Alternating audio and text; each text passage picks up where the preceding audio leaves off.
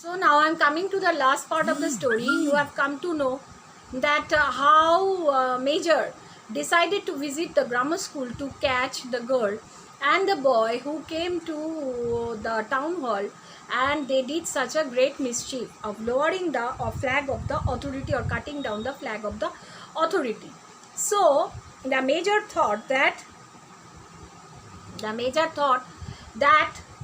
he would visit the grammar school, and he would definitely find them out. So when he went to the grammar school, the grammar school was closed. When it was open, the headmaster came. He talked with the headmaster and requested him that he should take the initial steps of punishing the students. Means they would be lined down in a row so that the major could recognize them. So the headmaster was ready to follow the instructions given by the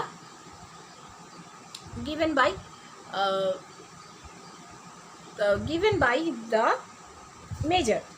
So he said, "We would infinitely rather that you did," agreed the headmaster.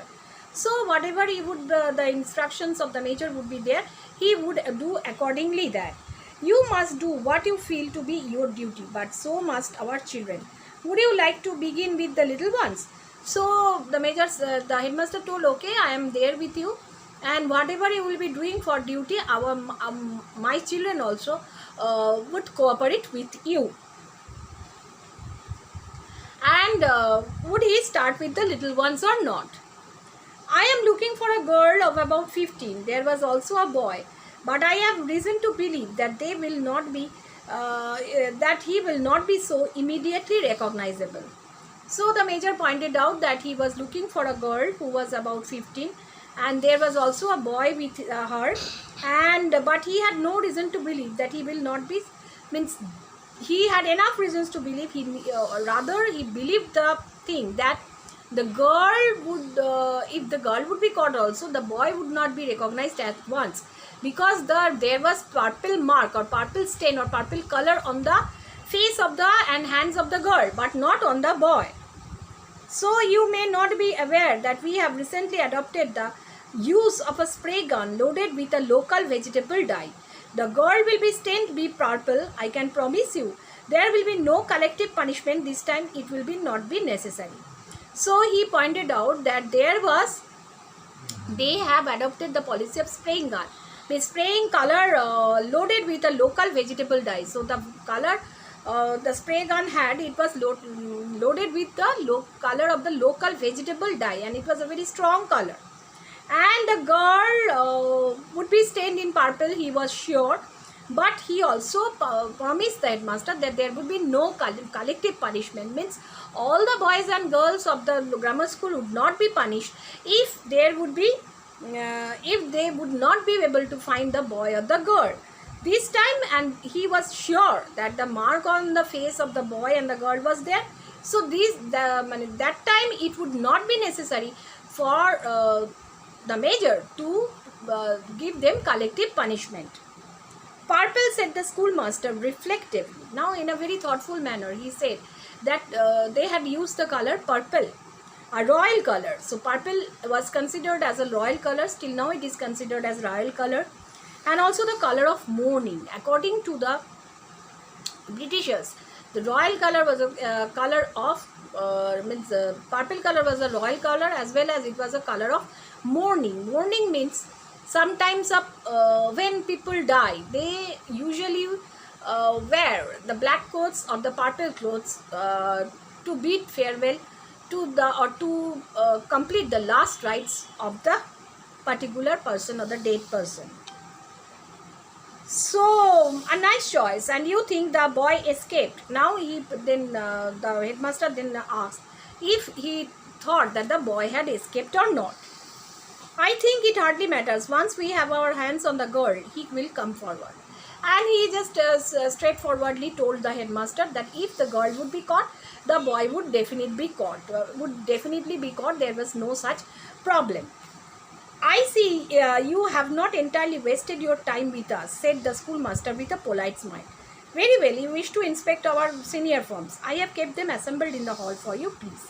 So the headmaster, in a very funny tone, he remarked that he thought that he would not waste any time with them, and in a polite smile he said, okay, if he wished he could see the senior students of the school, as he had kept them assembled, means is collected in the hall for the major. So he requested the major to come and inspect the elder ones or the older ones. The major strode across the polished lobby, the sergeant and his men keeping step behind him. So the major walked across the polished lobby, and then the sergeant and the men were just walking behind him. The headmaster, advancing his hand to the hall door, levelled one sudden glittering glance into the eye of the invader, and it seemed for a startling instant that what he felt for him was no longer simple antagonism but almost pity. Now, before opening the door, what happened? The headmaster just looked at the major with a very bright glance into the eye of the invader. Into the eye of the invader means suddenly they came there, and he was like an invader. Without any notice, he had come to the school. So, and they were from the authorities. So, it seemed that he was like an invader. And what happened? He just seemed. It was a very surprising moment that what he felt for him was no longer simple antagonism but pity. At that point of time, the headmaster did not have any feelings for him, or did not have any opposition for him, did not have any hatred for him. Rather, he was having pity for the major. Then he pushed the door wide and stood back for the visitors to enter. Then he pushed back the door, and he stood at the side, and he allowed the visitors to enter. The major marched in with the briskness of complete confidence. So the major walked inside with a very quick he was full with complete confidence, almost of triumph, means he was about to have victory. 53 young hands with marvelous unanimity were raised to confront him. So there were 53 young heads were there, and they were in marvelous unanimity, means they were in the same style. Okay, so there was no such difference the major could find out. Why I'm telling you?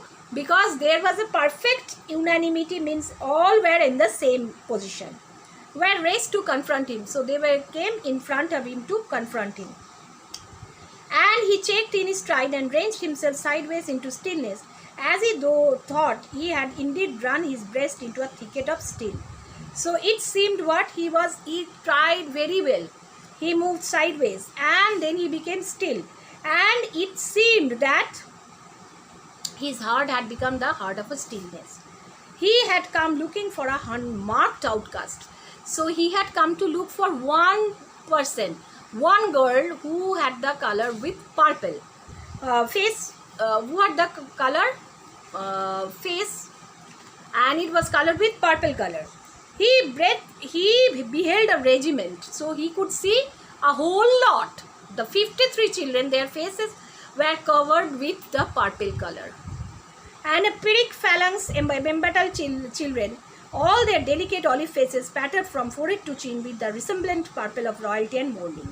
So they seem to be like the army of the famous ancient Greek king Pyrrhic. So they became the regiment of the ancient Greek king Pyrrhic, and he became their soldiers.